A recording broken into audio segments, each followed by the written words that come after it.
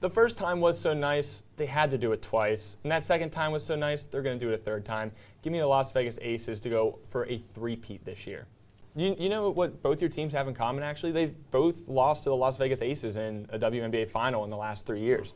The Suns have lost twice. The Liberty have lost once. All right. When you talk about playoffs, experience is everything that playoffs You're right, are. experience The is a only, great point. experience, Yeah, the only but experience other teams that your teams have are losing to the Aces. And But another let's big not part of act experience like here, the the Aces are team the has- same I team. need one of you guys to talk a time. These make them dark horse candidates when they have been favorites for a while. I think the Chargers might be the most dark horses because flat out they suck. They're 2-2. They've lost to two of the worst teams in the NFL. They have the 28th best offense in the NFL. They're not a good team. But they're just flat out not a good team. First of all, Herbert's been hurt here. The Padres, the Dodgers, the Phillies. How are they going to make it against teams that have guys like Bryce Harper, Shohei Ohtani? I mean, Manny Machado and Fernando Tatis have been on fire for the Padres. The Brewers just don't have that kind of firepower. They're not hitting home runs. Least amount of home runs of any team in this playoff bracket, and only for the National League at the very least. Now, I'm going to go back and tell you exactly how they're going to deal with all those players that you just mentioned. They have the second best bullpen in the MLB and the fifth best overall pitching staff in the MLB. That's exactly what you need come October. You need good pitching. They have consistent hitting. They're fourth in on-base percentage in the MLB. The opponent's bats aren't going to be a problem when you have a bullpen and a pitching staff that's as good as theirs. So I don't even think the Brewers are in contention for this argument right now. Bryson, you just made all my points for me, literally.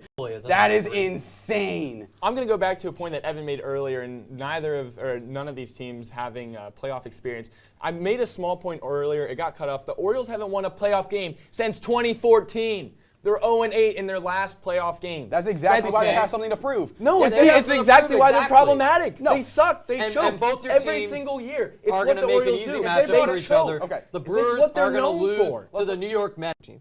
I want to start off by saying all these athletes are great, but Jack Carney's the best out of them. What do Brandon Burlsworth, Rudy, and Jack Carney all have in common? They're all walk-ons that are superstars right now. Jack Carney has rewritten this Ithaca men's soccer offense, a team that averaged just above 1 goal a game last year. They're averaging 2.6 this year. That's how you rewrite an offense. Okay, my big problem is, can you even say that Jack Carney's the MVP of the men's soccer team? Ike Borden and Andrew Kusek are both also having phenomenal seasons. They both have better shooting percentages, and also, Borden has more assists. Okay, if you want a better Ike Borden player, has more assists because he's a midfielder. That's what he does. Jack Carney's a true striker. He scored 4 goals coming off the bench. I mean, Bryson and Evan, you guys have both mentioned other guys on that men's soccer team that have stepped up. You would know better than anyone, Bryson, that this is a team effort here on men's soccer. Yeah, you mentioned those other walk-ons. Anyways, I mean, if you're are you telling me Rudy and Brandon Burlsworth are walk-ons? Do you not know who that is? Are you kidding me? Anyway. Yeah, Rudy! Right. Okay, I thought you were mentioning. Okay. Anyways, let's look at this.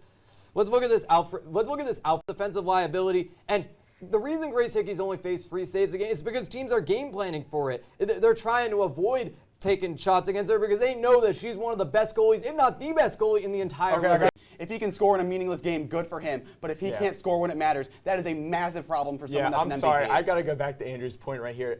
Andrew just told us that teams are planning on not shooting on the goalkeeper. I think that just ixnays himself out of this discussion. It's between me and Evan right now because apparently he doesn't know what a goalkeeper's job is. I mean, come on. You flat out told us you did. Yeah. You don't know who Rudy is either. Okay, no, yeah. Okay, I'm going to stop you guys there. Milrose straight up walked the dogs on Saturday. He made the Bulldogs look like all bark, no bite, the second best team in the country. The stats that this man put up, do you understand? He led the team in passing and rushing and had 5 total touchdowns. That's exactly what a Heisman candidate should look like. Miami, that's his I'm sorry, I'm at Florida. Sorry. I'm going to piggyback off of Evan here, though. This Virginia Tech team is not good, and let's face the facts. They shouldn't have won. That wasn't a catch at the end. It was a catch at the end of the game. It wasn't an interception. That was on the Miami defense. But I'm just saying that should be an L on Cam Ward's part that he didn't contribute enough to get to that point. But Jalen Milroe put Alabama on his back to beat the second best team in the country. Neither of your athletes have a win like that yet. So I think during his long career, Charles Barkley just didn't quite come as close. I really just want to smash that John Stockton pick deep down into the ground. But, I got to give Patrick Ewing the credit he deserves. I mean, he's a superstar that has gone completely underrated his entire life. He was the best actor in Space Jam. He's put up almost identical stats to Charles Barkley his entire career. and he just does not get the credit he deserves because personally, I think Chuck has a media presence that Patrick Ewing doesn't have, and he's way overhyped because of it. I mean, it is Bryson. Bryson, what do you have to say about this early victory in the season? Yeah, I'm really happy to, first show, first win, first of many hopefully, and yeah, I mean, I'm looking forward to the next one already. Not too many words because I'm already focusing on